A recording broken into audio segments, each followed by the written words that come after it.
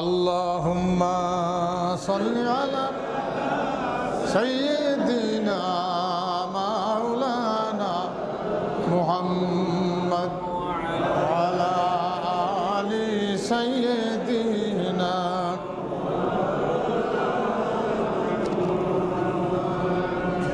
সম্মানিত ভাইরা,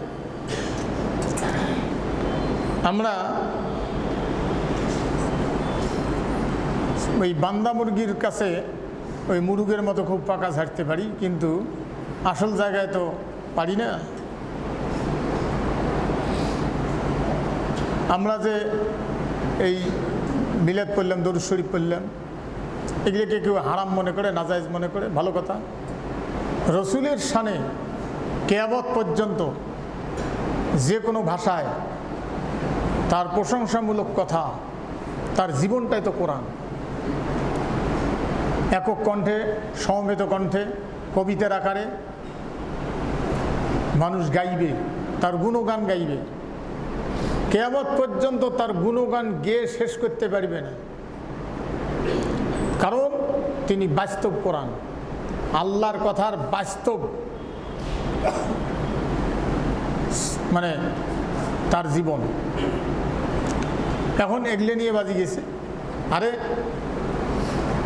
আপনি কোন কাজটা ফরজ, ওয়াজিব, সুন্নত, নফল, মুস্তাহাব এটা জানি বুঝি করবেন না? আপনি নামাজ না পড়িয়ে যদি আপনি মিলাদের প্রাধান্য দেন, তা তো হবে না। তখন এগুলোর কাছে খুব শিরক বেদাত নিয়ে একেবারে লাগিয়ে গেছে। কিন্তু যেটা বারবার মনে হয় যে এত বড় শিরক আছে, যেগুলোর কথা আলোচনা করাই কঠিন। কারণ যুগে যুগে মুসলমানদের, কিছু মুনাফিক মুসলমানদের দ্বারা, চরিত্রহীন মুসলমানদের দ্বারা ইসলাম হাজার হাজার বছরের জন্য পিছিয়ে গেছে। যেমন আবু সুফিয়ান কিন্তু মুসলমান হয়েছে, রাদিয়াল্লাহু আনহু কইনি কেন? মক্কা বিজয়ের পরে লড়াই টড়াই করার সব শক্তি হারায়া ইসলামের কাছে আত্মসমর্পণ করছে। সেই মুসলমান, শক্তি থাকলে মুসলমান হয়ে যেত। কি এটা আরো আগে দিতেন, এগুলো তো এখন টাইম হয় না।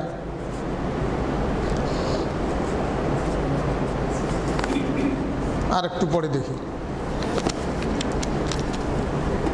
তা মক্কা বিজয়ের পরে আবু সুফিয়ান যে মুসলমান হয়েছে, এই মুসলমান আর রাসূলের সাথে থাকিয়ে বাড়িঘর ছেড়ে চলি যে হিজরত করে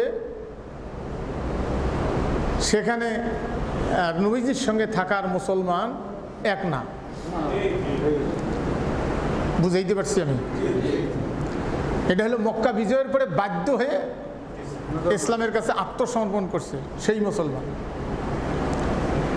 সেই সময়েও কিন্তু রসুলকে দেখছে। সাহাবী হওয়ার জন্য 3টে শর্ত: নবীজিকে দেখা লাগবে, ওই সময় ঈমান আনা লাগবে, ওই ঈমান নিয়ে কবর পর্যন্ত যাওয়া লাগবে। কিন্তু আবু সুফিয়ানও তো রসুলকে দেখছে, মুসলমান হয়েছে, কিন্তু রাদিয়াল্লাহু আনহু কইনি, কবর মরায় না। কারণ রাসূল সাল্লাল্লাহু আলাইহি সাল্লামের চাচা বা যুদ্ধে নবীজির দান্দান মোবারক পর্যন্ত শহীদ করে দিয়েছে আবু সুফিয়ানের নেতৃত্বে। তার বেটা হলো মুয়াবিয়া। আবু সুফিয়ানের বেটা কিন্তু মুয়াবিয়া। অনেকে বলতে পারেন সাহাবী সমালোচনা করেন না, সাহাবীদের সমালোচনা করি না, কিন্তু প্রশ্ন হলো শোক সাহাবী এক মাপের না। ওই মুনাফিকদের দ্বারা ওসমান গনি রাদিয়াল্লাহু আনহু শহীদ হয়েছেন, মুসলমানদের তারাও মুসলমান ছিল। আলী রাদিয়াল্লাহু আনহুকে মারি ফেলছেন, শহীদ করে দিয়েছেন। আলী রাদিয়াল্লাহু আনহু বিদায়ের পরে 4 মাস খেলাফতের দায়িত্বে ছিলেন হাসান। হাসানের কাছ থেকে ক্ষমতা নিয়ে রাজতন্ত্র কায়দা করে প্রতিষ্ঠিত করে দিল মুয়াবিয়া। এজিদকে তার ক্ষমতা দিল। ওই যে শুরু হলো স্বৈর শাসকদের, আজও পর্যন্ত সৌদি আরব থেকে সেই স্বৈর শাসক উঠে নেই, বুঝছেন না? সেই স্বৈর শাসক ছিল আপনার ইরাক, খলিফে মনসুর। সেও মুসলমান, ঈদের নামাজ পড়ত, মুসলমানই পরিচয় দিত, কিন্তু কোরআনের স্পষ্ট আদর্শ দ্বারা, কোরআনী আদর্শ দ্বারা দেশ চলুক, এইটা খলিফে মনসুর চায় নাই। খলিফে মনসুর আইনের পরিবর্তন করেছে, মানে কোরআনী কিছু আইন কেটে দিছে, ওর সুবিধার মতো আইন তৈরি করিয়ে ঢুকাইছে, সংবিধান পরিবর্তন করেছে, আল্লাহর সংবিধান। এটা মুসলমানদের দ্বারা যুগে যুগে হয়েছে। সেখানে মুসলমানেরা যারা আল্লাহর আদর্শের অনুসারী, তাদেরকে তোকে জিম্মি করে ফেলছে, কথা যেন বলতে না পারে, শুধু তাকায়া থাকবে। আর নোংরারা, যারা খাউরে পাটি, যাদের টাকার দরকার, ক্ষমতার দরকার, এরা একে কি পাওয়ারে ঘুরবে, আর তাদের পাহারা দিচ্ছে প্রশাসনের লোক। কোনো মানুষ কথা বলতে পারে না, কিছুতে ডিমডাম ফিসফাস হচ্ছে, এটাও যেন না থাকে। তার বিরুদ্ধে কোনো কথা বলা রাষ্ট্রদ্রোহী। যুগে যুগে স্বৈর শাসকদের বিরুদ্ধে কথা বলা রাষ্ট্রদ্রোহী। রাষ্ট্রদ্রোহী কাক কয়, আর নিয়ে এসছে কোথায়? খলিফা মনসুর ইমাম আবু হানিফাকে ডাক দিয়ে এটাও বন্ধ করার জন্য, যেহেতু তিনি একজন গবেষক, কোরআন হাদিসের গবেষক, যার গবেষণা আজ পর্যন্ত কোনো মানুষ ভুল বের করতে পারেনি, ফরজের ব্যাপারে একমত, ছোট ছোট জিনিস নিয়ে একটু দ্বিমত হতে পারে। খলিফা মনসুর ডাক দিয়ে বলছে যে আপনি প্রধান বিচারপতি হন, আমাকে সমর্থন দেন। ইমাম আবু হানিফা বলছে, না, আমি সমর্থন দিব না, আমিও চাকরি করব না। বড় পদ দিবে চাইছে, প্রধান বিচারপতি কম বড় পদ, প্রেসিডেন্টও তবা কাটায় কাইন, প্রেসিডেন্টও শপথ করায় কাইন, তবা কাটা বোঝেন নাই? প্রধান বিচারপতি কত বড় পাওয়ার! প্রধান বিচারপতি, একজন বিচারপতি যখন কোর্টের মধ্যে আসি হাজির হয়, তার গাড়ির গেটের দরজাটা পর্যন্ত তাকে হাত দিয়ে খোলা লাগে না, দেখছেন আপনারা? গেট খোলার জন্য আসিয়ে স্যালুট দিয়ে গেট খুলি দেয়, আবার যাচ্ছে গেট লাগে দেয়, আবার যখন আসবে ৩-৪ জন আসিয়ে আস্তে গেট খুলি দেয়, উনি খালি যা কোনো রকম করে খালি বসি। এই দৃশ্যগুলো দেখছেন কেউ? হ্যাঁ, সম্মানিত ভাইগণ, তাহলে প্রধান বিচারপতি যে না, এটা হওয়া যাবে না। কারণ প্রধান বিচারপতি হইলে খলিফা মনসুরের তৈরি করা আইন দিয়ে বিচার করা লাগবে। মিসকিনের হক নষ্টকারীরা, খলিফা মনসুর তাকে আবার ডাক দিয়ে সংসদে পর্যন্ত আবেদন করলেন যে আপনি প্রধান বিচারপতি হন। বলছে যে আমি না, এটা হব না। তারপরে তাকে ঘাড় ধাক্কা দিয়ে, গলা ধাক্কা দিয়ে, কিল ঘুষি দিয়ে, জামা টামা চিরে অপমান করে বাইর করে দিলেন সংসদ থেকে। ক্ষমতা কারে গ? জনগণের উপরে জুলুম করলে হায়াত বাড়ে না, বুঝছেন না? নবীজির উপরে জুলুম করেছে, ইসলামের উপরে জুলুম করেছে আপন চাচা আবুল আহাব।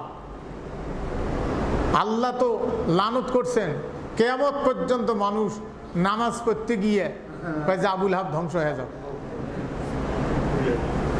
হ্যাঁ, খলিফা মনসুর আরেকদিন তাকে পুলিশ পাঠায় দিয়েছেন বাড়িতে।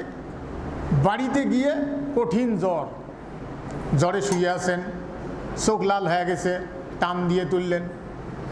টান দিয়ে তুলে তাকে হাত বাঁধিয়ে গাড়ির পিছনে বেঁধে দিয়া গাড়ি চালায় নিয়ে যাচ্ছেন।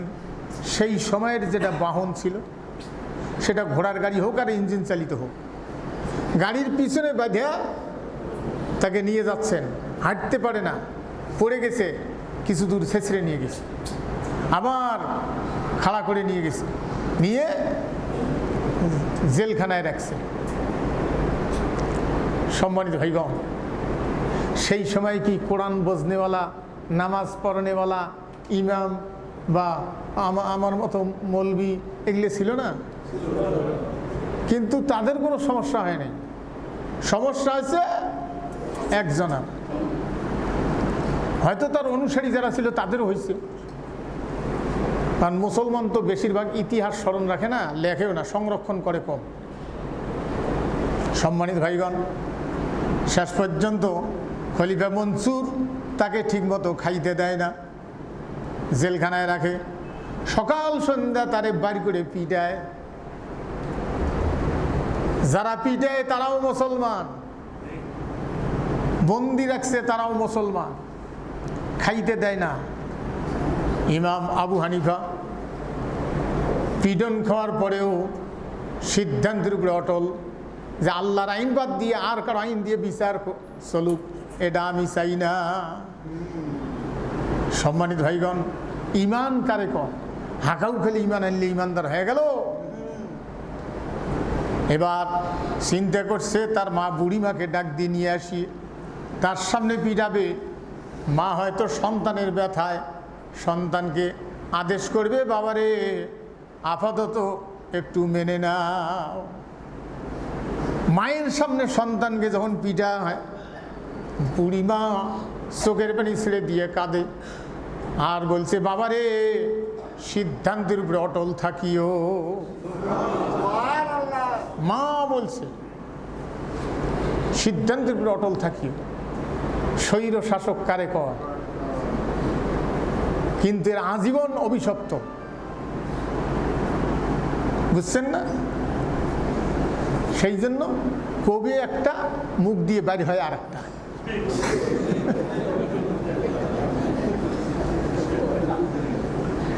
হাই রে দুনিয়া, কি বদের বদ এগুলি। আমাদের মতো মৌলবি যদি এ কাম করতো, সাথে ফুরুষ, সাথে ফুরুষ মৌলবি মানে গরুর গোছেন পুটি ভাগা দিলে। হাই রে দুনিয়া। সম্মানিত ভাইগণ, ইমাম আবু হানিফা তার মা আর সহ্য করতে পারেন না, বিদায় বেলায় বলছে, বাবারে আমি চলে যাচ্ছি, তোকে আমি পেটে বহন করেছি, প্রসব করেছি, রক্তাক্ত হয়েছি, পায়খানা পেশাব সাফ করেছি, দুধ পান করাইছি, লেখাপড়া করাইছি, বাবারে আর হয়তো দেখা হবে না। তুমি যদি জীবনের মায়ায়, যদি দুনিয়ার মায়ায়, চাকরির মায়ায়, জীবনটা বাঁচানোর মায়ায় যদি চাকরি নাও, আমি মা যে দুধ পান করাইছি, দুধের দাবি আমি ছাড়ব না। আমি চলে গেলাম। খলিফা মনসুর তার লোকজন পিটায়, তারাও কিন্তু মুসলমান। সম্মানিত ভাইগণ, এর নাম হলো ক্ষমতা, এর নাম লোভ। ইমাম আবু হানিফাকে শেষ পর্যন্ত জেলখানায় খাদ্যের সাথে বিষ মিশিয়ে খাওয়াই দিয়ে শহীদ করে দিয়েছে খলিফা মনসুর। কারণ আল্লাহর আইন কারে কয়? আল্লাহর আইন প্রতিষ্ঠিত করে রাসূল সাল্লাল্লাহু আলাইহি ওয়াসাল্লাম বলছেন যে আমি একটা বিল্ডিং যেতে রেখে চলে গেলাম, আর বিল্ডিংয়ের চুনকাম সৌন্দর্য বৃদ্ধি করবে আমার সাহাবীদের মধ্যে উমর।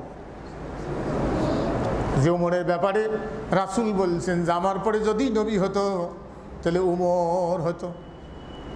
সম্মানিত ভাইগণ, ভালো করে বুঝালাম, ইমাম খোলাফায়ে রাশিদিনের দ্বিতীয় খলিফা উমর রাদিয়াল্লাহু আনহু নিজের কাজ করতে গিয়ে, রাষ্ট্রীয় কাজ করতে গিয়া ল্যাম্প লাগায়া করতেছেন। এমন সময় একটা লোক আসি বসছে তার দরবারে, ব্যক্তিগত কিছু কথা বলবে। আমিরুল মুমিনিন ল্যাম্পটা কাজ বন্ধ করে ল্যাম্পটা লিভাই দিয়া তার সাথে কথা বলতেছেন। লোকটা জিজ্ঞেস করলো, আমিরুল মুমিনিন, আমি কথা বলবো তো আলোর প্রয়োজন, আপনি ল্যাম্পটা লিভাই দিয়ে আলোটা লিভাই দিয়া আমার সাথে কথা বলেন। আমিরুল মুমিনিন বলছে, ভাই আমি রাষ্ট্রের কাজে ব্যস্ত ছিলাম, এই জন্য রাষ্ট্রের তেল পুড়তেছি, তোমার সাথে কথা বলতে গিয়া, ব্যক্তিগত আলাপ করতে গিয়া রাষ্ট্রের তেল পোড়া আমার জন্য বৈধ নয়। ইসলাম সেই ইসলাম, আর আজকে নামধারী মুসলমান, আরে দুনিয়া নামধারী মুসলমান। সেই জন্য আল্লাহ পাক বলছেন যে ওরা যে জাহান্নামে স্বীকার করবে যে আমরা মিসকিনের হক খাইছি, মিসকিনের হক মারি খাইছি। আর আল্লাহ বলছেন এই সূরায়, ফাযালিকাল্লাযী ইয়াদুল ইয়াতীম, এতিমের মালকে এতিমকে গলা ধাক্কা দেয়। এই জন্য এতিমের দুঃখ দুর্দশা কি, এটা আল্লাহ তার রাসূলকে, নবীগণকে ছোটোবেলায় আগে এই বিষয়টা তাকে আগে বাস্তবে তার অভিজ্ঞতা হাসিল করান। ইতিমের সমস্যা কি, ইতিম হলে কি হয়, এই জন্য ছোটোবেলায় তাদেরকে এইভাবে আল্লাহ অধিকাংশ নবীগণকে এই বিষয়টা বাস্তবে তারা যেন উপলব্ধি করতে পারে, এই বিষয়টা আল্লাহ পাক ছোটোবেলায় তাদেরকে করেছেন। আল্লাহর নবী দায়িত্ব পাওয়ার পরে নবীগণকে আল্লাহ নবী হিসেবেই দুনিয়ায় পাঠান, নির্দিষ্ট টাইমের দায়িত্ব পালন করার অনুমতি জানিয়ে দেন। সম্মানিত ভাইগণ, এটা না করে যদি বলা হতো যে পৃথিবীর মানুষেরা তোমরা ভোট দিয়ে নবী বানাইবে, সবচেয়ে বদেরা রাতারাতি নবী হয়ে যেত। মানবেন না, পিডন দিয়ে বানাইতো যে দেখ কতগুলো ভোট পাইছ। হ্যাঁ, আল্লাহর কাছে সব কিছুই একদিন ফাঁস হয়ে যাবে, সেদিন যাবে কই। সেই জন্য নোংরারা যখন আল্লাহর গজবত পড়ে, নেত্রা কুত্তের মতো দৌড়ে, এদুরের গর্ত পর্যন্ত খুঁজি পায় না জীবন বাঁচাবার। সম্মানিত ভাইগণ, মানুষ তো মরবেই, মরণশীল, আজ হোক কাল হোক মরবে, ভালো মন্দ সবারই একসময় চলে যাবে। বড় বড় চিকিৎসা যে জায়গায় হয়, পৃথিবীর সবচেয়ে বড় বড় চিকিৎসা যেগুলা, আরে কত ডাক্তার আছে, কিন্তু কারো কারো চরিত্র দেখলে আশ্চর্য হওয়া লাগে, টাকার প্রতি তাদের এত লোভ। দেবী সেটি আমাদের ধর্মীয় না হতে পারে, কিন্তু চিকিৎসা বিজ্ঞানে মানব সেবায় যে আত্মত্যাগ, তার আমাদের দোয়া করা দরকার। কোন ধর্মের হয় হোক, এই চিকিৎসককে আল্লাহ যেন আরও হায়াতটা লম্বা করিবে, বুঝছেন না? আমার আমি এই নওগাঁয় গেছিলাম, হাফিজ সাহেব মানে একসঙ্গে ওয়াজ করি, পরের বার শুনি হার্ট সমস্যা, ইন্ডিয়া গেছে দেবী সেটির ওখানে, তা টাকা লাগতো যত 5-6 লাখ টাকা। তা বলছে যে আমার কাছে 2-2.5 লাখ টাকা আছে, 6 লাখ না 7 লাখ টাকার একটা হিসাব দিছে তার ওইখান থেকে, ক্লিনিক থেকে, ওই প্রতিষ্ঠান থেকে। তিনি আসিয়ে তার সাথে দেখা করছে, দেখা করার পরে বলে জড়ায় ধরছে, বললো যে দেবী সেটি আমাকে জড়ায় ধরলো। বললাম যে আমি বাড়ি যাব, আমি তো আর এই চিকিৎসায় পারবো না, এত টাকার হিসেব আমার কাছে 2.5 লক্ষ টাকা আছে। দেবী সেটি বলছে যে আপনি যাবেন না, এই প্রতিষ্ঠানের মালিক আমি, আপনার যা আছে তাই দেন, আর আমি অপারেশন করব, পরের দিন আপনি হাঁটি যাবেন। তো অপারেশনের পরে তার লোককে যেদিন দেখা করার কথা বলছে, তা বলছে চলেন, তো বলছে যে আমি অপারেশন হব না, বলছে আপনার তো অপারেশন হয়ে গেছে। চিকিৎসা বিজ্ঞানে, সম্মানিত ভাইগণ, আর আমাদের মধ্যে কত আছে কাসাই কাসাই, এরা তো যাবেন প্রেসক্রিপশন করে দিবে, ওই প্যাথোলজিস্ট যেতে হবে, সেখানে যাবেন, সেখানে তার পার্সেন্টেজ আছে। যে ডাক্তার এগুলো পার্সেন্টেজ খায়, তারা ইতিমের মাল খায়, তারা আখিরাতকে অবিশ্বাস করে, তারা কিসের হাজি কিসের হজ করে শেষ জীবনে গিয়ে, এটা তো কাসাই। হ্যাঁ, তার কারণ হলো বাপ যদি মদ খায় তার ছেলেও গাঞ্জা খায়। অভিভাবক যারা চেয়ারে যারা বসে থাকে পাওয়ারের চেয়ারে, তাদের যদি চরিত্র না থাকে এতিমের হক সম্পর্কে, এই বাকিগুলো থাকবে কোথায়? আহারে দুনিয়া। রাসূল সাল্লাল্লাহু আলাইহি সাল্লাম দায়িত্বপ্রাপ্ত হওয়ার পরে, মানে অর্থাৎ তিনি তো নবী হিসেবেই দুনিয়ায় আসছেন, সমস্ত নবীগণকে আল্লাহ নবী হিসেবেই পাঠান। 41-এর পরে 41-এর মাথায় গিয়ে ওহী নাজিল হওয়া শুরু হলো, দায়িত্ব পালন করার, অর্থাৎ আল্লাহ দ্বীন প্রচার করার আদেশ তার কাছে আসলো। এটা হওয়ার কিছুদিন পরে ওহী আসে না, একটু ওহী বন্ধ হয়ে গেল। রাসূল সাল্লাল্লাহু আলাইহি সাল্লাম একটু চিন্তাযুক্ত হলেন যে সূরাটার বাংলা কবিতে বাইর করছে একজন সনাতন ধর্মীয় লোক, অর্থাৎ হিন্দু মানুষ, বর্তমান যেটা হিন্দু ধর্মীয় বলা হয় সেটা তো আসলে সনাতন ধর্ম। তার সনাতন ধর্মের লোক হিন্দু মানুষ কবিতা বের করছে, মুসলমান। আমি সম্পূর্ণ কবিতাটা আজ পর্যন্ত আর কোথাও পাই নাই। উনি এর কবিতা বের করছে সূরা দোহা, মধ্যদিনের আলোর দোহাই, নেশার দোহাই ওরে, প্রভু তোরে ভুলে যাননি গো কভু, ঘৃণা না করেন তোরে। একজন হিন্দু মানুষ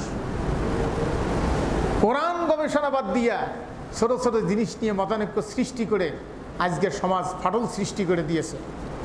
সম্মানিত ভাইগণ, আল্লাহ পাক জানাই দিয়েছেন বেশ কিছুদিন পরে বা 2-3 মাস পরে এরকমের সময়ের পরে ওহী নাজিল হলো মক্কি সূরা ওয়াদ-দুহা।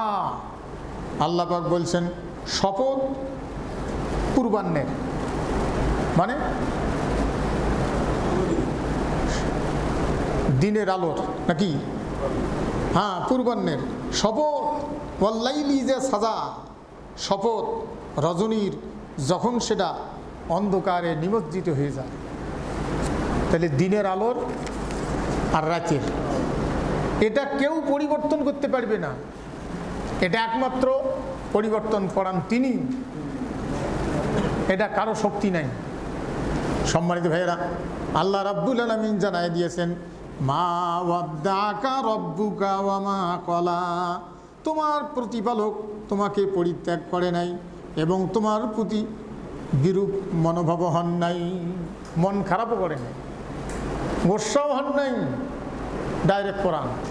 রাসূল সাল্লাল্লাহু আলাইহি সাল্লাম, মক্কার মানুষেরা এত বিলাসিতায় ছিল যে বাচ্চা কাচ্চা হওয়ার পরে পায়খানা পেশাব বিজনেস করুক, কান্দুক, এগুলো চায় নাই। শেষ পর্যন্ত ভালো মানুষেরাও অনেকে কাজ করেছে, বাচ্চা হওয়ার পরে বাজারে তুলছে।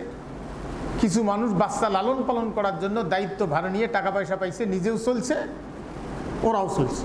বাচ্চা বড় হওয়ার পরে নির্দিষ্ট একটা টাইম, যে যখন নিজে সুযোগ পরিবার পায় আর বিজনেস খারাপ করে না, তখন আবার তা ফেরত দিয়ে যায়। রাসূল সাল্লাল্লাহু আলাইহি সাল্লামকে সেই অনুযায়ী বাজারে তুললেন। আল্লাহ সেই কথাগুলো খেয়াল করে দিচ্ছেন, বাজারে সবচেয়ে টাকা পয়সা কম, সেই জন্য নিল এমন একজন ধাত্রী হালিমা রাদিয়াল্লাহু আনহা, নিয়ে রওনা দিলেন। তার গাধাটা বা ঘোড়াটা সওয়ারিটা ছিল দুর্বল, আর সেটা সকলের আগেই তাইফে পৌঁছে গেল। নবীজিকে যখন নিয়ে যান হালিমা, তার শরীরে যেন, রাসূলের শরীরে যেন তাপ না লাগে, সেই জন্য একটা মেঘ তার বাড়ি পর্যন্ত ছায়া দিতে দিতে নিয়ে যায়। আমরা যার আদর্শের অনুসারী, আমরা যার জীবনের আদর্শের পক্ষে রাজনীতি করি, তার জীবন আল্লাহ কোরআনে বলছেন। আর তোমরা ইসলাম বিদ্বেষীরা যাদের আদর্শের রাজনীতি করো, তাদের চরিত্র খোঁজ করে দেখো। দুনিয়ায় তাদের পাওয়ার থাকতে পারে, কিন্তু একদিন না একদিন শেষ। সম্মানিত ভাইগণ, এই দুনিয়ায় চলে গেল কত বাহাদুর, আজ নাই তাদের অহংকারের সুর। কোনো সুর নেই অহংকারের, কবরের কাছে গিয়া নাই। আমরা একদিন চলে যাব। আল্লাহ নবীকে নিয়ে বাড়িতে লালন পালন করাইলেন, এরপরে সময় অনুযায়ী তাকে ফেরত দিয়ে গেলেন। আল্লাহর নবীকে মা বাচ্চাদের সাথে, বাচ্চারা খেলে, প্রত্যেকটা বাচ্চা তাদের বাবার আসি খুঁজে নিয়ে যায়, আসো সন্ধ্যা হয়ে গেছে। আল্লাহ রসুল একদিন বাড়িতে আসেন না, ওখানে দাঁড়িয়ে আছেন। মা আনতে গিয়া মা আল্লাহর রসুল বলছেন, মা সব বাচ্চার বাবারা আসে তাকে নিয়ে যায়, আমার বাবা তো কোনো দিন আমাকে নিতে আসলো না। মা কি বলছে এই কথা? মা তাকে জড়ায় ধরে কোনো জবাব দিতে পারেন না, কারণ আব্দুল্লাহ আল্লাহর নবীর বাবা ব্যবসা করতে গিয়া রাস্তায় ইন্তেকাল করেছেন, মদিনার কাছাকাছি। আল্লাহ রসুলকে নিয়ে বুঝায় বলছে, তোমার বাবাকে দেখাইতে নিয়ে যাব, চলো। ইয়া আব্দুল মোতাল্লেবকে বলছে, বাপজান তোমার নাতি তোমার ছেলেকে অর্থাৎ তার বাপকে দেখতে চায়। রাসূলকে আল্লাহ স্মরণ করায় দিচ্ছেন এই সূরায়। আরেকটু পরে সেই আলোচনাটা, আরেকটা কয়েকটা আয়াতের পরেই